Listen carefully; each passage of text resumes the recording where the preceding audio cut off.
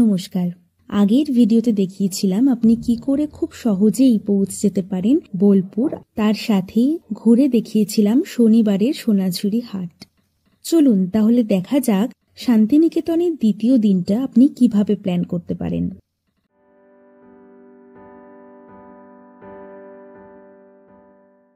আমার মতো আপনিও যদি কোপাই নদীর পাশে থাকেন তাহলে ঘুম থেকে উঠেই চলে যান কোপাই নদীর তীরে। কথা দিচ্ছি সকালের এই মনোরম দৃশ্য আপনাকে মুগ্ধ করবেই।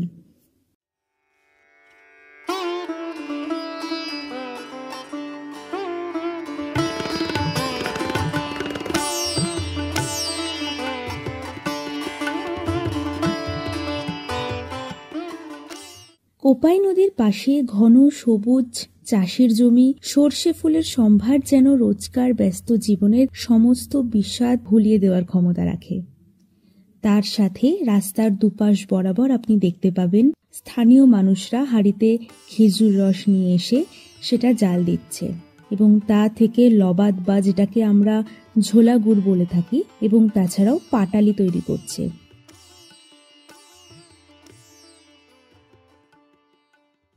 এছাড়া কোপাই নদীর পাশেও কিন্তু একটা ছোট্ট হাট বসে, চাইলে সেখান থেকেও আপনি কেনাকাটা করতে পারেন। এখানকার দাম কিন্তু সোনাঝুরি হাটের তুলনায় একটু হলেও কম থাকে।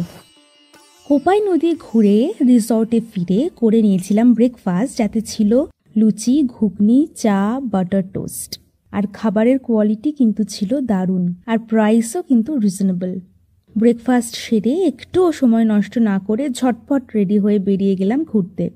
শান্তিনিকেতনের যা যা ঘোরার জায়গা আছে তা কিন্তু আপনি একটা টোটো বুক করেই ঘুরতে পারেন এবং তার জন্য আপনাকে একটু দরদাম করতে হবে।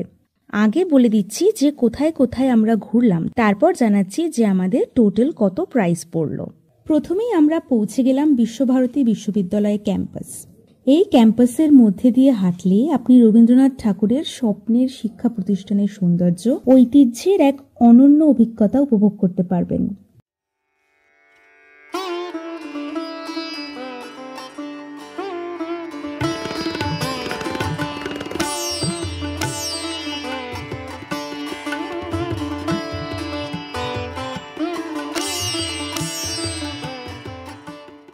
ক্যাম্পাসে আপনি দেখতে পারবেন ছাতিমতলা, যেটি খোলা আকাশের নিচে গাছের ছায়ায় পাঠের এক নিদর্শন। আম্রকুঞ্জ, যেখানে বার্ষিক উৎসব এবং কবিগুরুর বিভিন্ন অনুষ্ঠান অনুষ্ঠিত হয়। কলা ভবন, যেটি ভারতীয় এবং আধুনিক চিত্রকলার একটি সমৃদ্ধ সংগ্রহশালা। সঙ্গীত ভবন, যেখানে শাস্ত্রীয় সঙ্গীত এবং নৃত্য শিক্ষার ব্যবস্থা রয়েছে। কিন্তু দুঃখের বিষয় এটাই যে আপনি ক্যাম্পাসের ভেতরে ঢুকে এই সৌন্দর্য উপভোগ করতে পারবেন না, কারণ করোনার পর থেকে ইউনিভার্সিটি স্টুডেন্ট ছাড়া কাউকেই ক্যাম্পাসের ভেতরে ঢুকতে দেওয়া হয় না। আপনি ক্যাম্পাসের বাইরে থেকেই দেখতে পারবেন এবং চাইলে কোনো গাইডও নিতে পারেন, যিনি আপনাকে ইউনিভার্সিটির ঐতিহাসিক ও সাংস্কৃতিক গুরুত্ব বুঝিয়ে দিতে পারবেন।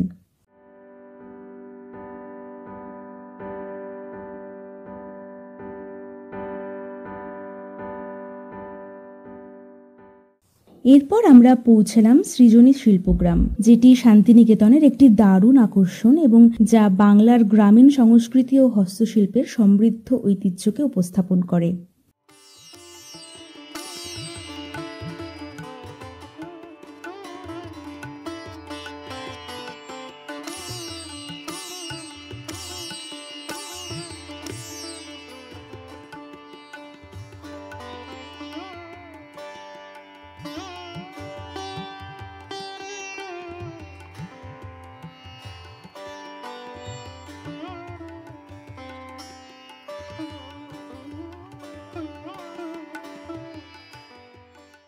এখানকার প্রবেশ মূল্য মাথাপিছু 30 টাকা পড়বে।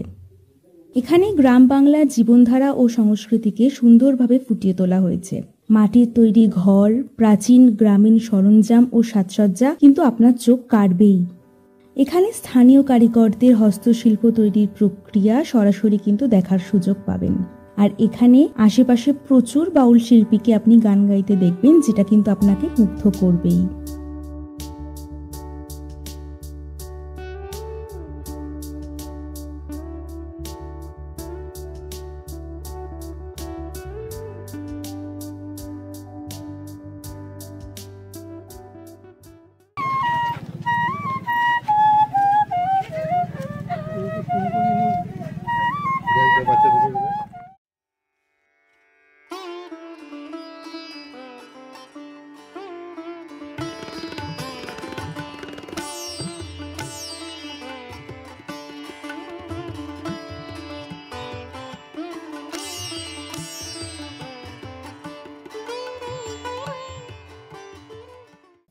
এরপর আমরা পৌঁছে গেলাম সুরুল রাজবাড়ি, যার প্রবেশ মূল্য ছিল মাথাপিছু 10 টাকা করে।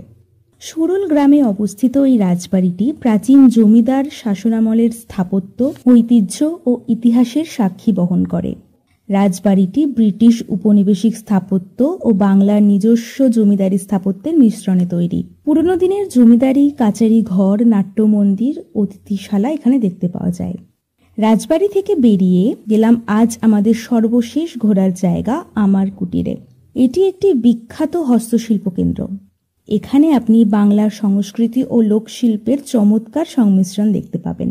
আমার কুটির একটি কোঅপারেটিভ মডেলের ওপর প্রতিষ্ঠিত হয়, যেখানে স্থানীয় শিল্পীরা তাদের পণ্য তৈরি করেন। এখানে আপনি একদম রিজনেবল প্রাইসে সবকিছু পেয়ে যাবেন। চাইলে এখান থেকে কিন্তু প্রচুর শপিং করতে পারেন।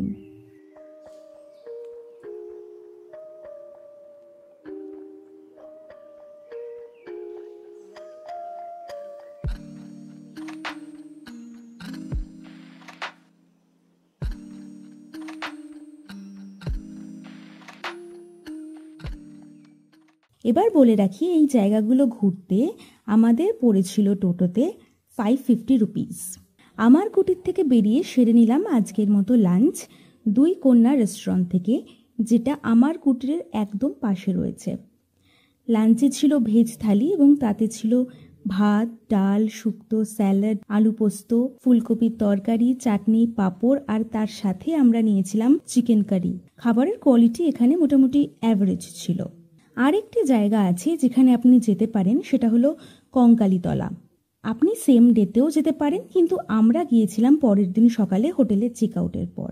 কঙ্কালীতলা হলো একটি শক্তিপীঠ। পৌরাণিক কথা অনুযায়ী আমরা জানি শক্তিপীঠ বা আঞ্চলিক ভাষায় সতীপীঠ হলো দেবীর পবিত্র আবাস, যা দেবী সতীর মৃতদেহের অংশ পড়ে গঠিত হয়েছিল। বলা হয় এখানে দেবী সতীর কঙ্কল পড়েছিল বলে এই জায়গাটির নাম কঙ্কালীতলা। এখানে একটি শিব মন্দির এবং পাশে মা কালীর এই মন্দিরটি রয়েছে।